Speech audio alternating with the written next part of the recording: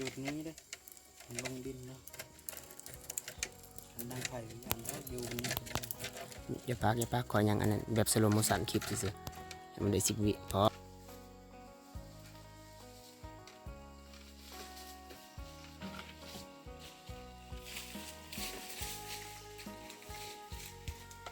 เอาสบายดีFC เด้อสบายดี FC เบิร์ดทุกคนมื้อนี้ทุกคนเบาเล่ก็บ่ได้ไปชนบทเนาะแต่ว่าเข้าป่ากับทีมงานมื้อนี้ก็มีอุปกรณ์พุ่นครบเพลิงแล้วก็ทั้งขึ้นไปอูดเอาเพิ่งทุกคนเพราะว่าหาเงินแน่เนาะบ่มีเงินปานใด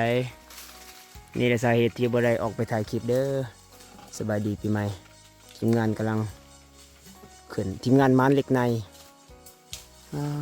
บรรยากาศป่าทุกคนถือว่ายังคักป่าเนี่ยเดี๋ยวพาพี่พาน้องมาเบิ่งมื้อนี้ก็สิประมาณอยู่2 หั่ง3 หั่งนี่ล่ะโอ้สิได้จักกิโลอยู่แล้วก็ตอนนี้กิโลละ60,000ประมาณ100 บาทเนาะทุกคนแล้วก็มาลุ้นกันเด้อฝากให้กำลังใจเบาเลยกับทีมงานคือเก่าทุกคนพูดผ่าบ่อยากแจ้งเด้อยังไกลอยู่เดี๋ยวสิไปถ่ายด่านอื่นให้เบิ่งทีมงานเฮาไกลสิฮอดแหละแล้วก็ฝากให้กำลังใจเด้อมื้อนี้คือว่าเขาป่าหาเงินเนาะหาน้ำผึ้งมาขาย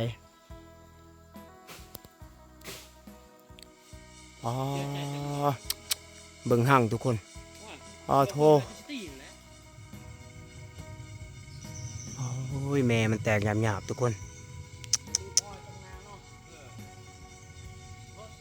โอ้ว่าสิเป็นอะไรผลงานออกมาเนาะฝากให้กำลังใจเด้อความสูงก็น่าสิประมาณ20 เมตร20 เมตรเนาะตอนนี้ทีมงานเรากำลังอูดควันขึ้นไปได้แล้วมาติดแล้วเต้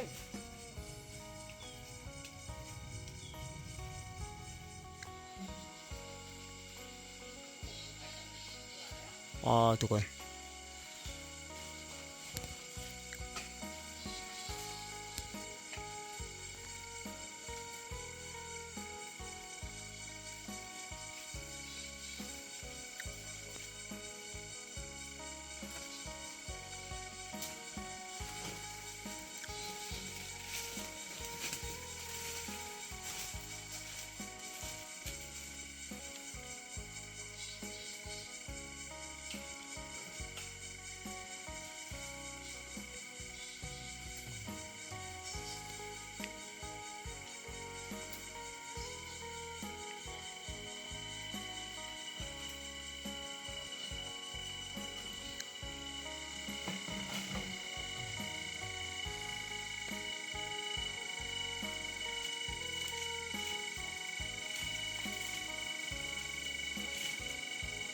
แม่แตกตื่นขออนุญาตพบกันเด้อ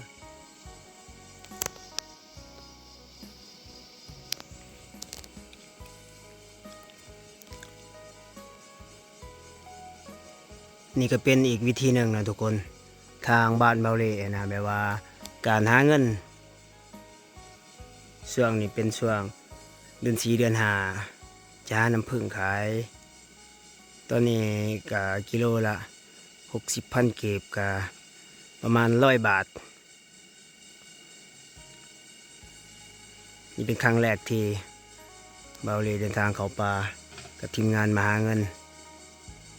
พอได้เงินเติมน้ำมันรถเดินทางออกไปเฮ็ดกิจ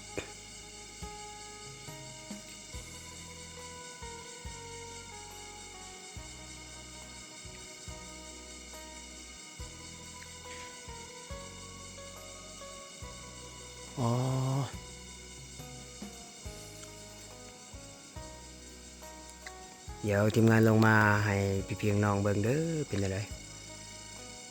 นี่ก็อยู่ดงใหญ่ทุกคนอยู่ตามดงเนาะมาหาหางเผิง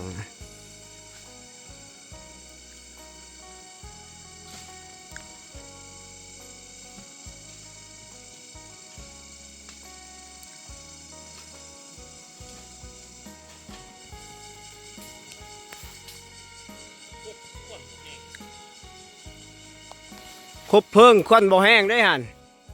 เป่าที่เป่ามันติเป่าให้มันควันแห้งๆโอ้บ่มีควันเลยทุกคนเพราะว่าฝนตกเนาะมื้อคืนนี่ฝนตกนะบางทีว่านาสิคบเพลิงเฮามันสุ่มมันจะเลยมีควันแบบว่าบ่แห้งนะ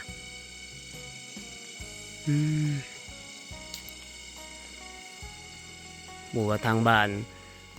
FC กิโลละเท่าไรเนาะน้ำผึ้งเนาะทางลาวตอนนี้ก็60,000 กีบบางหม่องก็70,000 กีบ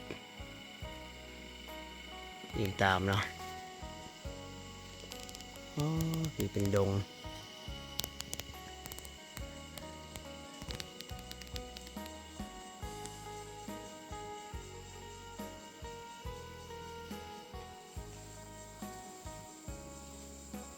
นาทีระทึกทุกคนทีมงานเฮาปาดเอาน้ำมันบกเข่ากระขุมันบกเข่ากระทังเพราะว่าน้ำมันตกลงใส่ดินทีมงานนะโอ้ยต้องได้ลงเลยทุกคนเอ้ยห่างแหลกซะบัวสิเป็นอะไรมื้อนี้เนาะ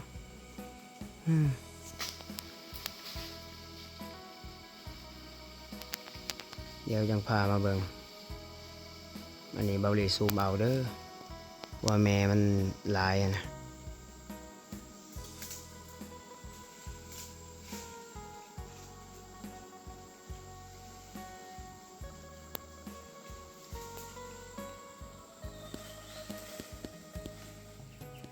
สบายดีเด้อทุกคน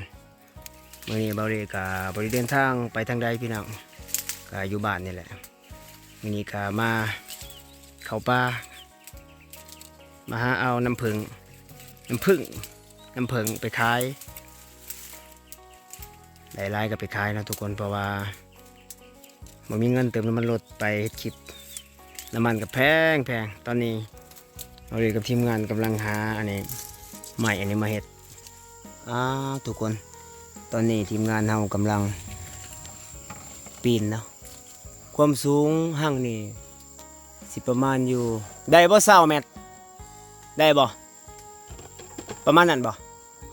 ประมาณ20 เมตรป้าทุกคนโอ้แบบสายโหดเลยเนาะบ่มีของแบบว่าของเหยียบของยังเนาะขึ้นแบบสดๆนี่แหละการหาเพิงทางลาวใต้พี่น้องประมาณนี้ขึ้น2 คนเพราะว่าเป็นทางใหญ่